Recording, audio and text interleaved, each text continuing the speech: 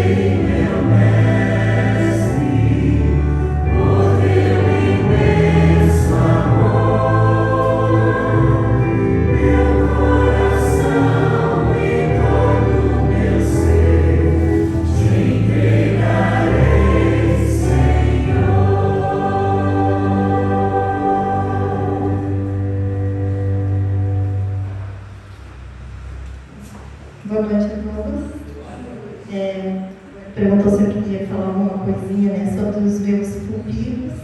Eu estou muito feliz hoje porque eu sempre gostei de trabalhar com adolescentes, com jovens, né? E aqui nessa igreja Deus me deu a oportunidade de ser professora da Escola Sabatina junto com a Emília. Então, cada passo que eles dão, cada avanço, né, na vida espiritual, eu fico muito feliz, fico emocionada. Então, por isso que eu estou aqui hoje, assim, muito feliz mesmo. E eu peço a Deus que esta igreja se encha de adolescentes, de jovens, porque tem tão pouquinho, né? Mas eu espero que um dia a gente veja os bancos lotados, assim, eles crescendo e cada vez mais mostrando o que Deus tem feito, né, na vida de cada um deles. E eu convido todos que puderem se ajoelhar para a gente fazer uma oração agora, nessa noite tão especial.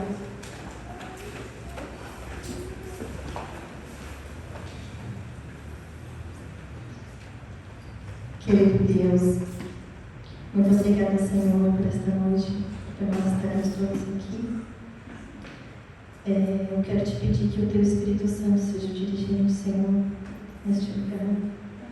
Que o Senhor abençoe cada um que está aqui, aqueles que queriam vir e não puderam por um motivo também. Quero agradecer, Senhor, pela vida dos jovens, dos adolescentes da nossa igreja, do Augusto em especial, da Samantinha, neste dia. Pedimos que o Senhor dê, Senhor, bênçãos da unção do Teu Espírito Santo na vida de cada um aqui, Senhor. Louvamos e agradecemos o Teu santo nome e oramos em nome de Jesus. Amém.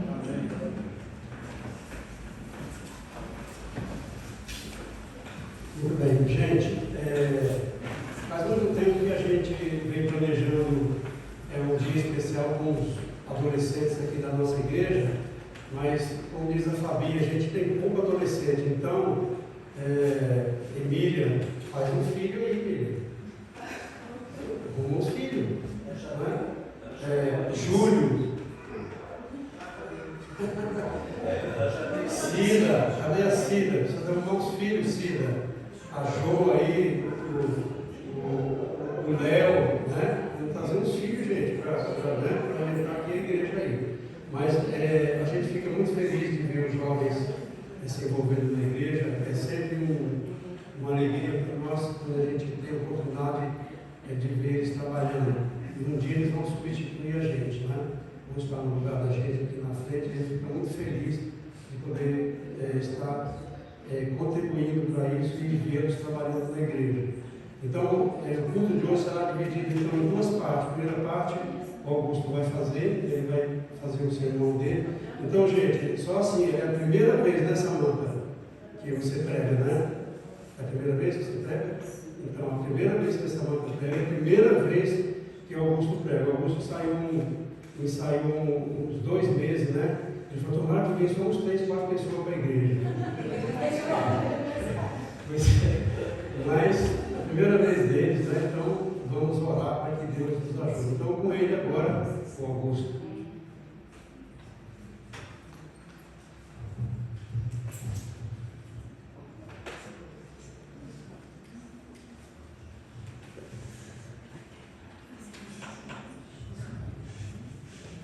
Boa noite, vamos orar para nós podermos ler a palavra de Deus. Querido Senhor, amado Deus, graças nós te damos, Senhor. Obrigado por trazer todos em segurança para a tua santa casa, Senhor. Faça que todos nós entendemos e compreendemos a palavra. Abençoe, Pai, todos aqui que estão presentes. Abençoe o Hélio por mais um ano de vida. Que o Senhor abençoe ele grandiosamente, Senhor. Que o Senhor seja comigo e possa muito no nosso sermão. Eu te peço e te agradeço. Em nome de Jesus Cristo. Amém.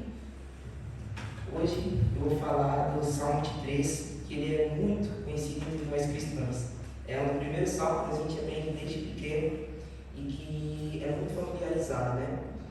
E você deve ter escutado alguém ter dito, ou você mesmo ter falado, porque ele é muito conhecido. O autor desse salmo, ele é descrito na Bíblia como uma pessoa que tem segundo o coração de Deus. Alguém sabe isso quer dizer? Quem é aqui? A pessoa que tem segundo o coração de Deus na Bíblia? Isso, Davi, isso mesmo. E a gente pode pensar como é que Davi escreveu esse lindo salmo, né? O Davi, ele escreveu o Salmo de 13 expressando o fruto das notáveis experiências que marcaram sua vida. Quando ele era jovem, ele cuidava dos rebanhos do seu pai, ele era dedicado aos rebanhos de seu pai. E quando ele ficava lá cuidando dos rebanhos do pai dele, ele não ficava entediado, pensando assim, não vejo a hora de voltar para casa, não gosto de ficar aqui, eu estou entediado. Não, pelo contrário. Davi, quando ele estava nas pastagens verdejantes, ele ficava tocando arco, ele ficava orando, ele ficava louvando o Senhor. Foi a partir daí que Deus deu o dom e sabedoria para ele poder escrever o Salmo 23. E foi que ele teve uma confiança com Deus, né? Uma confiança com Cristo. E a gente falou em pastor, a ovelha, será que ela tem algum tipo de mecanismo de defesa? Será que se tiver algum animal feroz atrás dela, ela vai conseguir se defender? Não, a ovelha não tem nenhum mecanismo de defesa. Nos momentos de perigo, depende inteiramente do seu pastor. Se a gente pensar em geral, todos os animais têm seu mecanismo de defesa. Por exemplo, o boi tem o chifre. Passa para mim, por favor, slide. Isso, o boi tem seu chifre, o leão tem seu poder de força, a serpente tem o seu veneno, até o frágil passarinho que cabe na palma de sua mão tem suas bicos, você tem seu bico, sua unhas e dados para se defender contra os seus adversários. No entanto, a ovelha é indefesa nos momentos de perigo, depende inteiramente do seu pastor. E o que o pastor faz para as suas ovelhas? O que ele providencia para ela? Ele dá água, pastagens verdejantes, ele dá abrigo contra as tempestades, defende os animais ferozes, igual a Davi, que defendeu sua ovelha de um urso e de um leão, como relata em 1 Samuel 17:34. Quando perdida, busca e quando encontra, traz de volta ao redil. Foram os anos de uma cidade solitária, indo aos rebanhos de seu pai, enfrentando perigos e privações, que Davi aprendeu a confiar em Cristo e considerá-lo como seu pastor. Então não foi só nos momentos bons que Davi esteve com Cristo, considerando como seu pastor, foi nos momentos de angústia, de aflição, de tribulação. Há muitos crentes que só conhecem Jesus como seu Salvador e não o conhecem como seu pastor. É verdade, ninguém pode ter Cristo como seu Salvador, como seu pastor, sem ter assim como seu Salvador. Mas não basta apenas nós ter passado no ministério de Cristo. É necessário ter a Cristo presente no dia a dia da nossa vida, enfrentar nossas dúvidas no presente e no hoje do amor. Então nós devemos estar com Cristo todos os dias da nossa vida, nas tribulações, nas angústias e no momento de aflição. Gloriosa verdade que nós devemos encontrar com Ele diariamente, nas águas tranquilas, nas pastagens verdejantes, deve se tornar uma bendita experiência na vida de cada um de nós. Então, todo dia da nossa vida, nós devemos nos encontrar com Ele, nas pastagens verdejantes, junto às águas tranquilas da manhã. Leiam os Salmos, capítulo 23, versículo 1, por favor. Alguém aqui da igreja pode ler para mim o Salmo 23, versículo 1?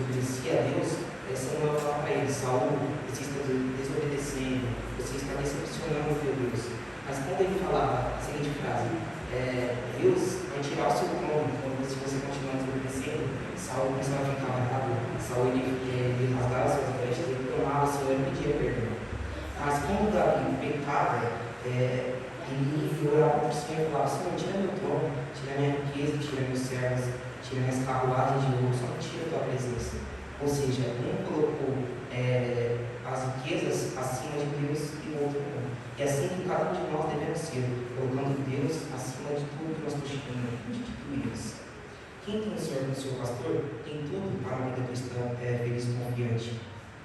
E mesmo que ele não faltar todas as bênçãos mencionadas no Salmo 23, ter o Senhor como seu pastor é de supremamente para o pecador. Bem-aventurado é o crente que, em meio a todos os desastres que lhe acontecer subitamente, quando as coisas que são caras desaparecem de repente, não tem tanta medida a presença do pastor, o nosso amigo íntimo. Notem, o Salmo não diz o Senhor é meu pastor, mas diz o Senhor é nosso pastor.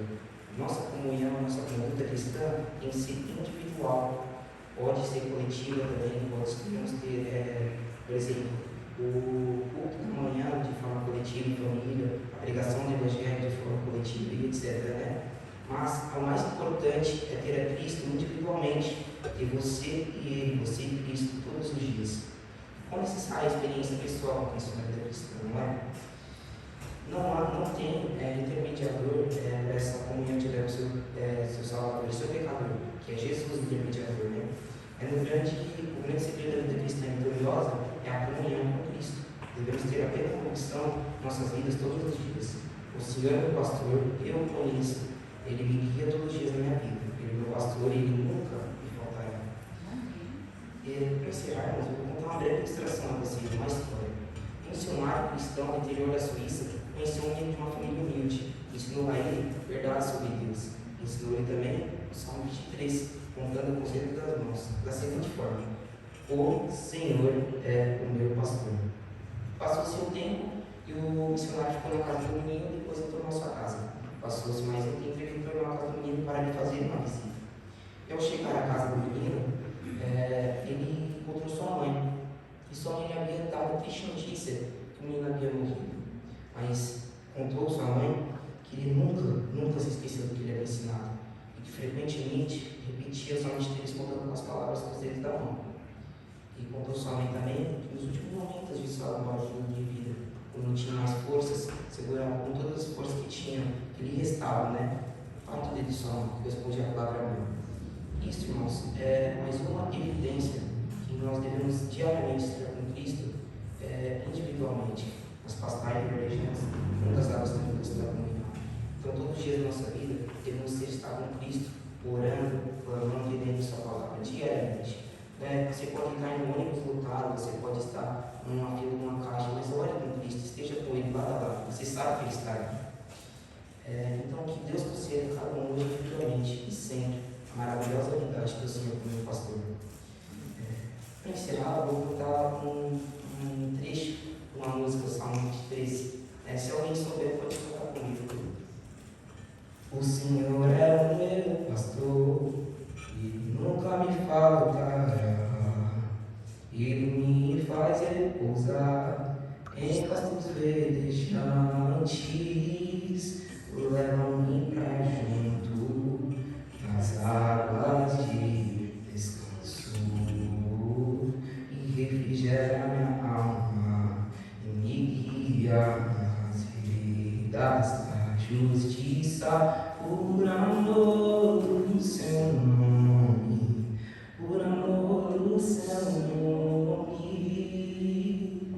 E ainda que eu ande pelo vale da sombra da morte, eu não temerei mal nenhum, pois sei que tu estás comigo.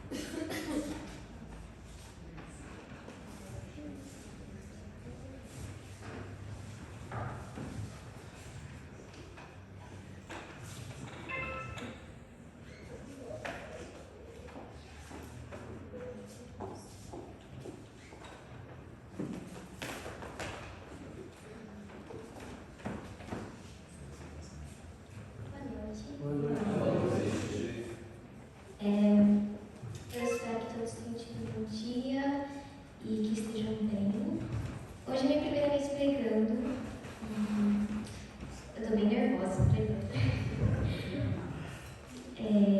Eu já vou esclarecer que português não é minha primeira língua, então eu peço desculpa porque provavelmente eu vou falar algumas palavras de forma errada.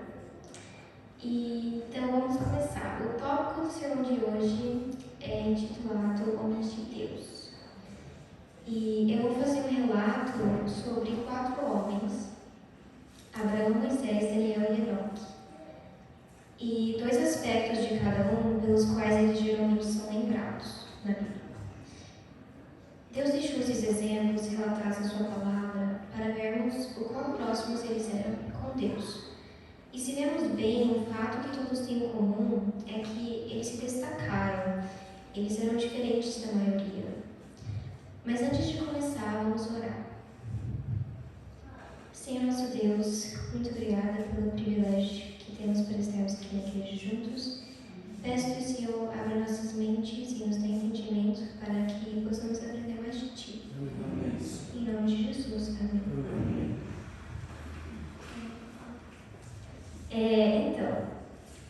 Estes homens, eles foram tão próximos de Deus que a Bíblia relata a relação deles com Deus. Já pode passar para o segundo slide. Isso. Então, Abraão, eu uso textos bíblicos, mas não vou ler porque não vai dar tempo. Abraão, ele foi chamado amigo de Deus. Moisés, o servo do Senhor. Daniel, grandemente amado, em outras traduções, muito amado por Deus. E Enoque, a Bíblia diz que ele caminhou, ou em outras traduções, andou com Deus. Então, como que estes homens foram tão próximos de Deus? Porque eles abriram o coração com humildade para seguir a vontade de Deus e não a deles. Eles erraram, mas o ponto é que eles se arrependeram e não parou ali, porque com arrependimento e submissão vem transformação. Não adianta nós pedirmos perdão por algo e continuar na mesma vida cometendo o mesmo pecado e pedindo perdão de novo. Tem que haver um renascimento em Cristo. E a Bíblia diz em Provérbios 28, 13. Isso. O que encobre suas transgressões nunca prosperará, mas o que confessa e deixa alcançará misericórdia. Então não adianta a gente só confessar, mas precisamos também deixar o pecado para termos a misericórdia de Deus. Jesus fala que precisamos ter corações de crianças, sendo humildes e abertos para aceitar a mensagem e a vontade de Deus. Tudo acontece por uma razão, como diz em Romanos 8:28. E sabemos que todas as coisas trabalham juntamente para o bem daqueles que amam Deus, daqueles que são chamados de acordo com o seu propósito. Até as coisas ruins servem para a nossa aprendizagem. Em vez de pensar por que Deus está deixando eu passar por uma circunstância dessas, nós devemos tentar olhar com outra perspectiva. O que Deus quer que eu aprenda com isso? O que Ele quer me ensinar? Porque, olhando assim, nós aprendemos a extrair uma lição das circunstâncias não prazerosas. Como Paulo diz em Romanos 5:3-5. E não somente isto, mas também nós gloriamos nas tribulações, sabendo que a tribulação produz a paciência, e a paciência a experiência, e a experiência a esperança. E a esperança não nos envergonha, porque o amor de Deus está derramado em nossos corações, pelo Espírito Santo que é dado a nós. Muitas vezes não entendemos as razões por que as coisas acontecem e questionamos a Deus. Em cada momento da nossa vida, Deus está nos preparando para algo no futuro. Essa foi a introdução. Então agora a gente vai começar realmente com Abraão. E os dois pontos que eu pensei quando eu lembrei de Abraão foi fé e confiança em Deus. Então nós vamos começar com a fé de Abraão. Em Hebreus 11:8-10 fala assim: pela fé, Abraão, quando foi chamado a ir para um lugar que havia de receber posteriormente por herança, obedeceu e saiu sem saber para onde ia. Pela fé, peregrinou na terra da promessa, como em uma terra estranha, habitando em tabernáculos com Isaque e Jacó, os herdeiros com ele da mesma promessa. Por quê? procurava por uma cidade que tinha fundamentos, da qual artífice e construtor é Deus. Então, Abraão, ele estava com a meta no céu, ele procurava ter a vida eterna, estava procurando por essa Canaã celestial. Abraão, ele seguiu a Deus para onde quer que Deus o levasse, crendo sem ver, porque ele estava com a meta na Canaã celestial. Embora fisicamente ele estava aqui na terra, os olhos dele estavam fixos no céu. E é por isso que ele foi chamado amigo de Deus. Ele viu que este mundo não tem nada de bom. E antes de nós irmos para o céu, nós precisamos viver o céu aqui na terra. Nosso caráter não vai ser transformado por Deus. Na glorificação, somente nossa natureza irá ser mudada. E do jeito que nosso caráter está hoje, é do jeito que vai estar no céu. Temos o caráter de Cristo? Essa é uma pergunta para todos nós refletirmos. Tem um texto no devocional Refletindo a Cristo, que fala assim: a obediência incondicional de Abraão foi um dos mais notáveis exemplos de fé e confiança em Deus encontrados no registro sagrado. O patriarca foi onde quer que Deus indicasse ser seu dever. Atravessou o deserto sem temor, penetrou em nações idólatras com o único pensamento: Deus falou, estou obedecendo a sua voz, Ele me guiará e protegerá. Ele tinha fé que Deus iria proteger ele, mesmo nem sabendo onde ele iria. E agora para a confiança em Deus, a confiança em Deus. Em Gênesis 22, 1 a 3 e 9 a 12, eu não pus todos os textos na tela, então quem tiver a Bíblia, vamos para Gênesis 22.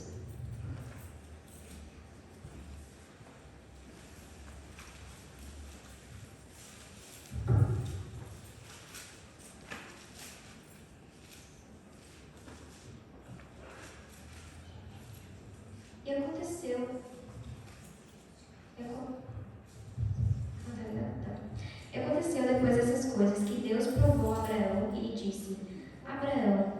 E ele disse: eis-me aqui. Ele disse: toma agora o teu filho, o teu único filho Isaque, a quem tu amas, e vai para a terra de Moriá, e oferece-o ali como oferta queimada sobre um dos montes que eu te direi. E Abraão levantou-se cedo de manhã e selou seu jumento, e tomou consigo 2 de seus servos e Isaque seu filho, e cortou a lenha para a oferta queimada, e se levantou e foi para o lugar que Deus lhe dissera. Agora 9 a 12. E eles chegaram ao lugar de que Deus lhe dissera, e Abraão construiu ali um altar, e pôs em ordem a lenha, e amarrou Isaque seu filho, e o pôs no altar sobre a lenha. E Abraão estendeu sua mão, e tomou a faca para imolar seu filho. E o anjo do Senhor o chamou do céu e disse: Abraão, Abraão. E ele disse: aqui estou. E ele disse: não ponhas a tua mão sobre o menino, nem faças alguma coisa com ele, porque agora eu sei que temes a Deus, vendo que não negastes a mim teu filho, teu único filho. Tem um texto em Patriarcas e Profetas, que fala assim: Abraão, o amigo de Deus, dá-nos um digno exemplo. A sua vida foi uma vida de oração. Onde quer que ele amasse a tenda, junto construiu o altar, convocando todos os que faziam parte de seu acampamento para o sacrifício da manhã e da tarde. Aí está a chave, é a oração. Abraão, ele falava com Deus continuamente. Ele poderia facilmente ter pensado: Deus não quer que eu mate o meu filho, que ele acabou de me dar. Isaque era o filho da promessa, e não iria fazer sentido porque Deus ia pedir ele para matar ele, né? Ele podia ter pensado: não, essa é a voz do inimigo. Mas não foi assim. Abraão, ele tinha um relacionamento tão próximo de Deus que ele conhecia a voz de Deus. E nós conhecemos a voz de Deus? O meu professor de história, ele falou algo que me deixou pensando. O que nós somos em casa será o que vamos ser na igreja e em todo lugar. O que nós escutamos, assistimos, comemos, enfim, tudo o que fazemos é o que a igreja se torna. Se temos uma vida ao lado de Cristo, seguindo seus passos, a igreja vai refletir isso ao mundo. Esta é a importância para que cada porque senão a igreja não vai ser. Cada um deve ter uma vida de oração como Abraão, para que possamos ter um relacionamento verdadeiro com Deus. Agora vamos para Moisés. Moisés, eu lembrei da paciência e mansidão de Moisés. Começando com Êxodo 17, 2 a 4, também não está na tela.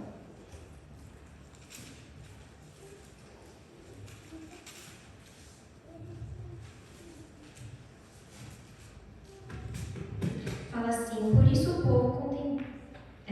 povo contendeu com Moisés e disse: dá-nos água para bebermos. E Moisés lhe disse: por que contendeis comigo? Por que tentais o Senhor? E o povo estava sedento por água, e o povo murmurou contra Moisés e disse: por que nos trouxestes do Egito? Para nos matares de sede, a nós e aos nossos filhos e ao nosso gado? E Moisés clamou ao Senhor, dizendo: que farei com este povo? Estão quase prontos para me apedrejar. Em Números 21, 5 a 6. E o povo falou contra Deus e contra Moisés: por que nos trouxeste do Egito para que morrêssemos neste deserto? Porque aqui não há nem pão nem água, este pão leve, que era o maná, traz repugnância à nossa alma. E o Senhor enviou serpentes ardentes entre o povo, que morderam o povo, e grande parte do povo de Israel morreu. Em várias ocasiões, o povo de Israel reclamou contra Moisés, acusando ele por seus problemas causados por si mesmos. Mas apesar de toda essa provocação, Moisés ele ficou paciente com o povo e pedindo a Deus que ele fosse paciente com eles. E nós vemos isso especialmente em Êxodo 32, 9 a 11 e 14. E o Senhor disse a Moisés: tenho visto esse povo, e eis que é um povo obstinado. Por isso agora deixe-os só, para que minha ira se acenda contra eles, e para que eu os consuma, e farei de ti uma grande nação. E suplicou Moisés ao Senhor seu Deus, e disse: Senhor, por que a tua ira se acende contra o teu povo, que tiraste da terra do Egito com grande poder e com mão forte?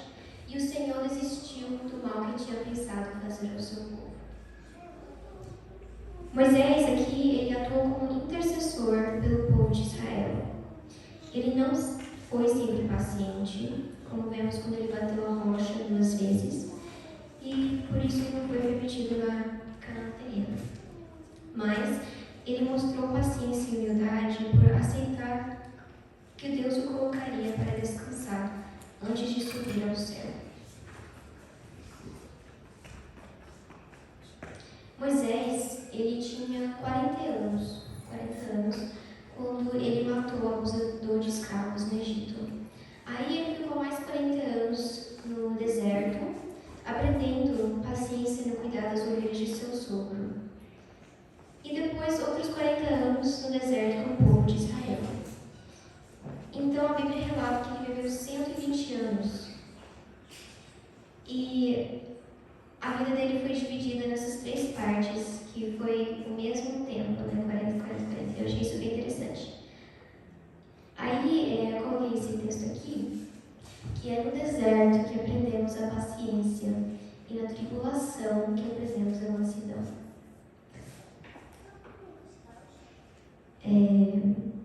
Deus pôs ele no deserto para a formação do seu caráter, em preparo para ser líder do povo de Israel. São as dificuldades que Deus forma no seu caráter. Agora, a mansidão.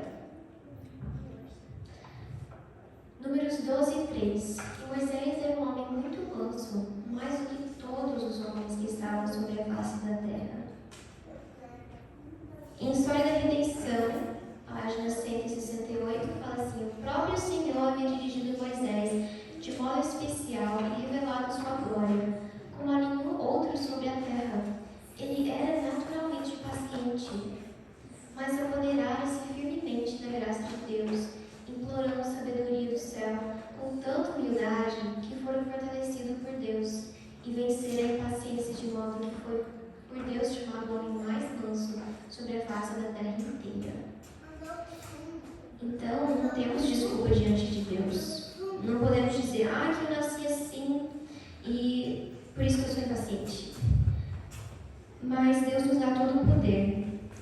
E é só nós pedirmos e sermos sujeitos à vontade Precisamos ter um coração manso, prontos para Deus nos moldar à imagem de Cristo. Deus usa os humildes de coração. E se o Espírito Santo habita em nós, cada dia nós vamos ser mais e mais transformados por Ele, para refletirmos a Cristo nos nossos atos. Que frutos estamos produzindo? Em Romanos 8,14, fala: porque todos os que são guiados pelo Espírito de Deus, esses são filhos de Deus. Então, se nós não estamos sendo guiados pelo Espírito de Deus,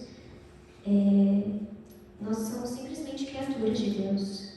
Se nós estamos andando pela carne e realizando os desejos da carne, com os prazeres deste mundo, nós não somos filhos de Deus. Nós chegamos até essa relação com Deus, de ser filho dele, quando permitimos ser guiados pelo Espírito. E isso leva às decisões de cada dia. São as decisões sem importância de cada dia que constroem o nosso caráter. Como Cristo fala que precisamos ser fiéis no pouco para que podemos ser fiéis no muito. Agora para Daniel. Temperança e obediência de Daniel. Então, a temperança de Daniel. Daniel 1, 8 e 12 e 17. Eu só pus o verso 8 na tela. Então, podem ir, se quiserem, para Daniel 1.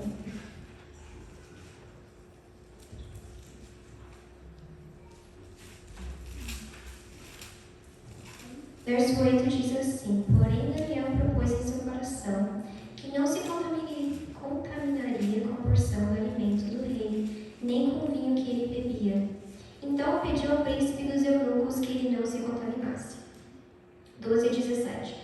Põe teus servos à prova, eu te suplico, por 10 dias, e nos deem legumes para comer, e água para beber. Então que os nossos semblantes sejam contemplados diante de ti. E o semblante dos jovens que comem da porção do alimento do rei, conforme tu vires, lhe darás com os teus servos. Então ele lhes consentiu neste assunto, e os provou por 10 dias. E ao fim de 10 dias, os seus semblantes se aparentavam mais belos e mais gordos na carne, do que de todos os jovens que comeram a porção do alimento do rei.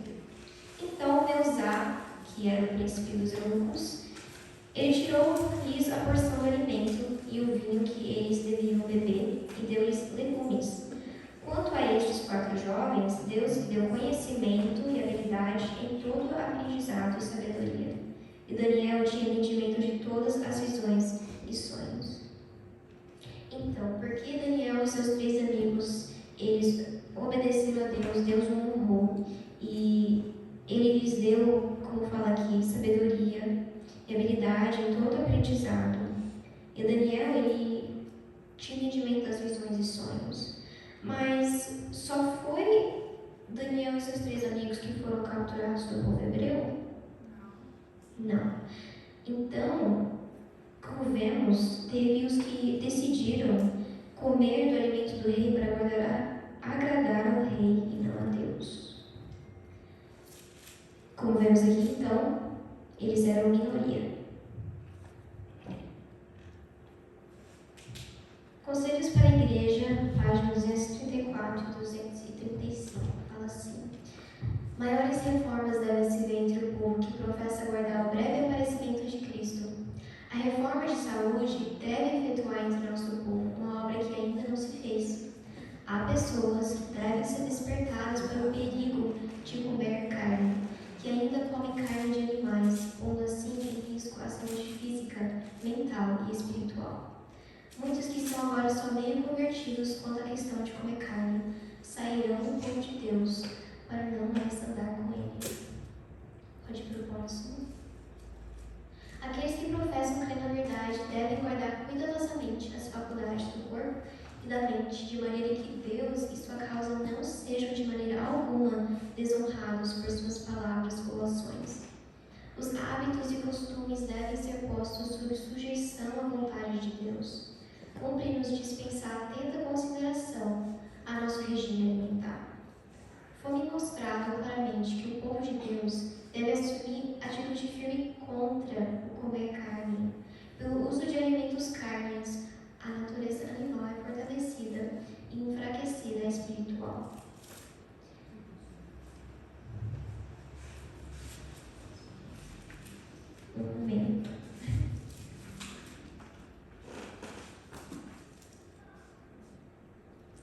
Nós devemos largar alimentos impróprios por amor a Cristo. Nosso corpo é o templo do Espírito Santo, então vamos cuidar bem dos nossos corpos para assim honrarmos a Deus. Não temos mérito nenhum em nós e não podemos pensar que isso vai ganhar o amor de Deus ou até a nossa salvação. Mas, repito novamente, que para sermos santos no céu, nós precisamos aprender a vida do céu aqui na terra. No céu vai ter morte? Então vai ter churrascaria? Nosso caráter não vai ser mudado na glorificação. Do jeito que nosso caráter está aqui, é do jeito que vamos levar para o céu. O nosso físico está intimamente ligado à nossa mente. E o que comemos afeta nossos pensamentos, nossas escolhas, nossos atos, caráter e nosso relacionamento com Deus. Tudo o que temos pertence a Deus. E por isso que Paulo diz: em tudo que façais, que seja para a glória de Deus. Onde estão as nossas afeições? Seria nosso tempo com Deus meramente uma atividade a ser marcada em nossa lista de atividades do dia? Ou estamos genuinamente o tempo todo em comunhão com Ele? Responda no seu coração. Tem esse outro texto que fala que é de grande importância que individualmente desempenhemos bem nossa parte e tenhamos nítida compreensão do que devemos comer ou beber e como viver de molde a preservar a saúde. Todos estão sendo provados para que se veja se aceitarão os princípios de reforma de saúde ou seguirão uma conduta de condescendência própria. Deus requer que o apetite seja dominado e não que o apetite nos domine. E se pratique a renúncia no tocante às coisas que fazem mal. É esta uma obra que tem de ser feita antes que o povo de Deus possa ser apresentado diante dele perfeito.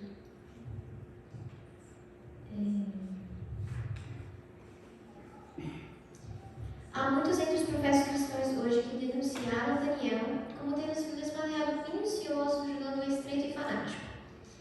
Considero de mínima consequência a questão de comer ou beber, para que se reclame uma posição assim decidida. Posição que envolve provar o sacrifício de toda a vantagem terrena. Mas os que assim arrazoam verificarão no dia de juízo que virá às costas às expressas exigências de Deus, tendo colocado a sua própria opinião como norma do que é direito ou errado. Descobrirão que o que lhes parecia sem importância não era assim considerado por Deus. Seus reclamos de Deus, devem ser obedecidos religiosamente. Os que aceitam qualquer dos seus preceitos e a eles obedecem por seres assim convenientes, ao passo que rejeitam outros porque sua observância demandaria sacrifício, rebaixam a norma do direito e, por seu exemplo, levam outros a levianamente considerar a santa lei de Deus. Que isso é ser pedra de tropeço. Assim diz o Senhor, deve ser nossa regra em todas as coisas. Mais um texto. A vida de Daniel é uma inspirada ilustração do que constrói um caráter santificado. Apresenta uma lição para todos e especialmente para os jovens. A estrita submissão aos reclamos de Deus é benéfica à saúde do corpo, a fim de atingir a mais elevada norma de aquisições morais e intelectuais. É necessário buscar a sabedoria e força de Deus e observar estrita temperança em todos os hábitos da vida.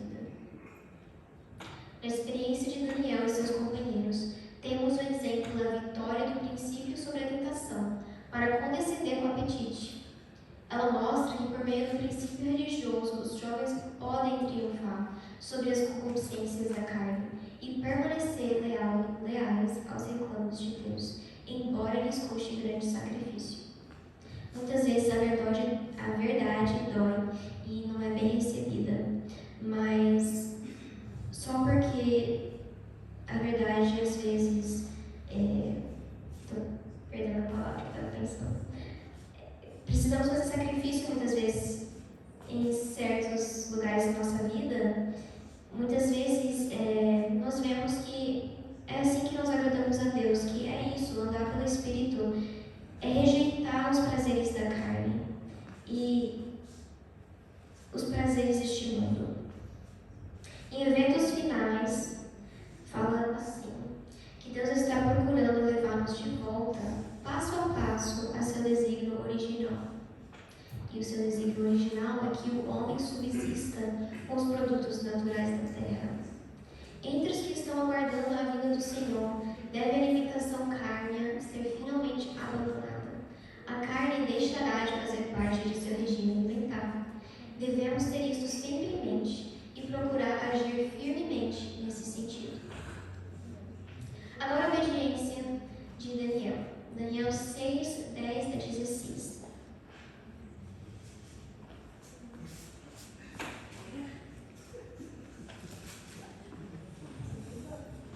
Então, quando Daniel soube que o escrito foi assinado, ele foi para sua casa e, com as suas janelas abertas em sua câmara que dava para Jerusalém, ele abaixou-se sobre os seus joelhos 3 vezes ao dia e orou, e deu graças perante o seu Deus, como costumava fazer antes.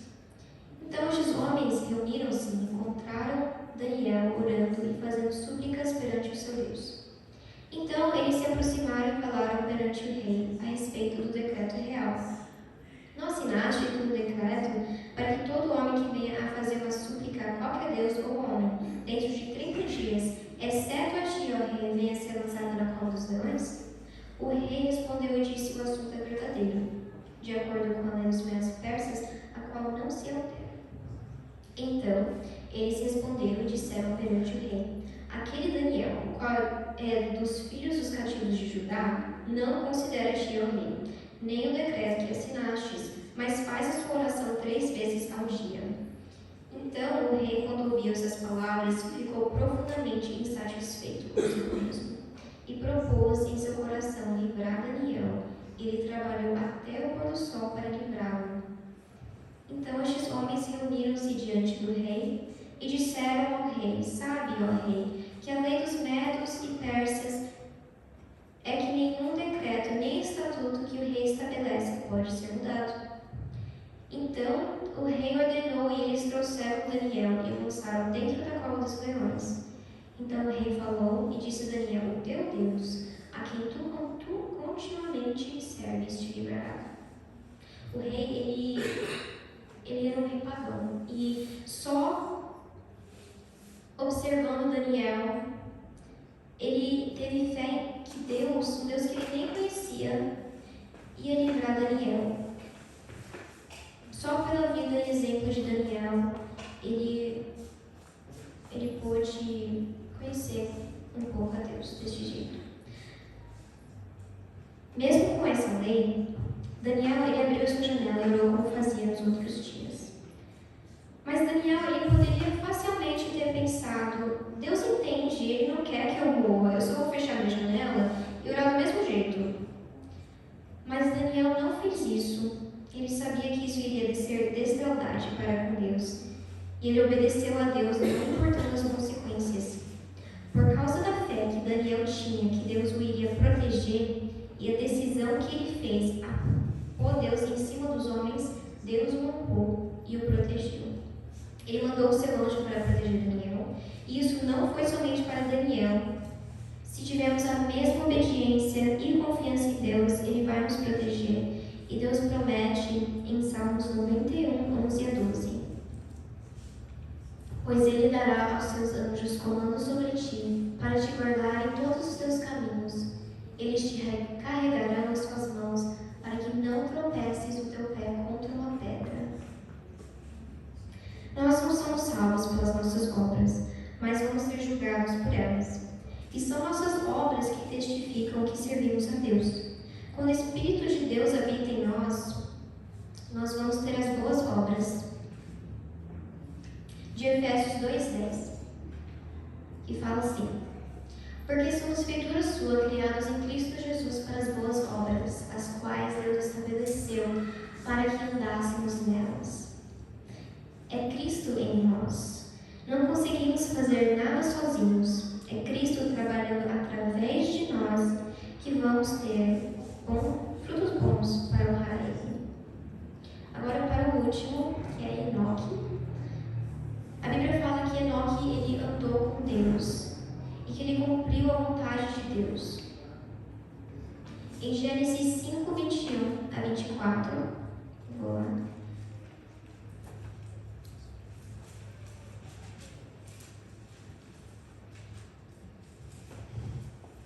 Verso 21. Enoque viveu 65 anos e gerou Matusalém. Enoque andou com Deus depois que gerou Matusalém 300 anos e gerou filhos e filhas. E todos os dias de Enoque foram 365 anos. E Enoque caminhava com Deus. Ele não estava mais, pois Deus o tomou. Enoque, ele se destacou por ter andado com Deus. Ele foi tão próximo de Deus que Deus o levou para o céu sem ver a morte. Ele tinha natureza pecaminosa? Sim, por causa do pecado de Adão. Mas o caráter de Enoque era perfeito porque Deus vivia no coração dele. E não importa como começamos a corrida, mas como terminamos. Nossa meta deve ser o céu. E olhando para Jesus, Ele nos guiará. Precisamos pedir a Deus que habite em nosso coração. Que nossas palavras sejam as de Deus, nossos pensamentos sejam os de Deus. Jesus é o exemplo e não há outro. Agora, Cristo fala assim: eu sou um caminho, uma verdade e uma vida? Não. Ele fala: eu sou o caminho, a verdade e a vida. Então, só existe um caminho e uma verdade, e esse é Jesus. Para a segunda parte, cumpriu a vontade de Deus. Hebreus 11:5. Pela fé, Enoque foi trasladado para não ver a morte. E não foi achado porque Deus o trasladara, porque antes da sua transladação, ele tinha testemunho de que agradara a Deus.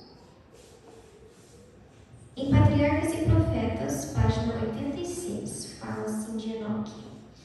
Enoque, ele foi destemido, reprovador do pecado, enquanto pregava ao povo de seu tempo o amor de Deus em Cristo e insistia com eles para abandonarem seus maus caminhos, censurava a iniquidade prevalecente e advertia os homens que sua geração de que o juízo cairia sobre o transgressor. Era o Espírito de Cristo que falava por meio de Enoque. Aquele Espírito se manifesta não somente em expressões de amor, compaixão e povos. Não são somente coisas agradáveis que são faladas pelos homens santos. Deus põe no coração e lábios de seus mensageiros verdades penetrantes, incisivas como a espada de 2 gumes. Tem outro texto, página 87. Em meio de uma vida de trabalhos ativos, Enoque perseverantemente manteve comunhão com Deus. Quantos maiores e mais insistentes eram seus trabalhos, mais constantes e fervorosos eram suas orações. Ele continuava a segregar-se em certos períodos de toda a sociedade. Quando eu li isso, eu lembrei de Jesus, que ele sempre ia em solidão orar a Deus, e assim que ele recarregava para poder ir na cidade de novo. Era pela oração e pela solidão que Jesus fazia isso.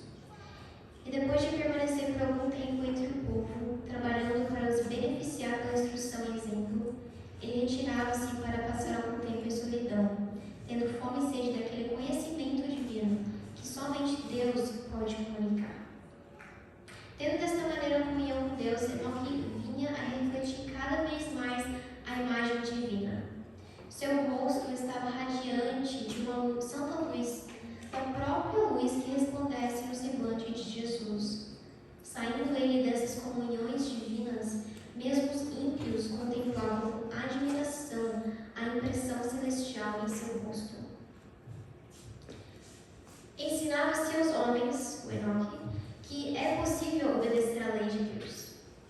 E qual foi a acusação de Satanás a Deus? Ele falou que é impossível guardar a lei de Deus.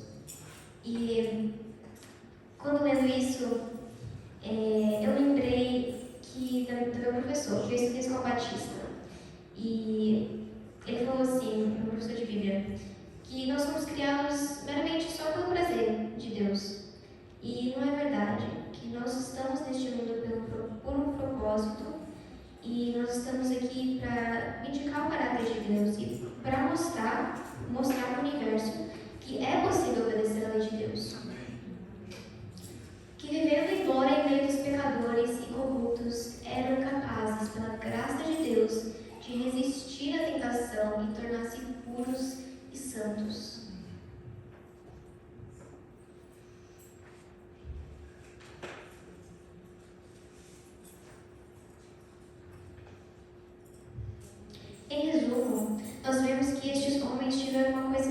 principal semelhante, que era a coragem de serem diferentes.